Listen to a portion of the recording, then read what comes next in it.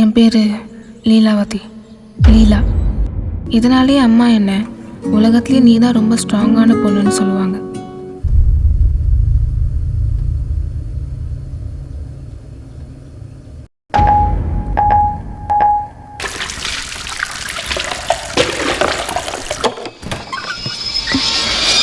லீலா, நான் மற்ற பொண்ணுங்க மாதிரிலாம் இல்லை. எனக்கு 2 விஜயனா, 2 யூட்ரஸ், அதாவது 2 பிறப்புறுப்பு, 2 கர்ப்பப்பை.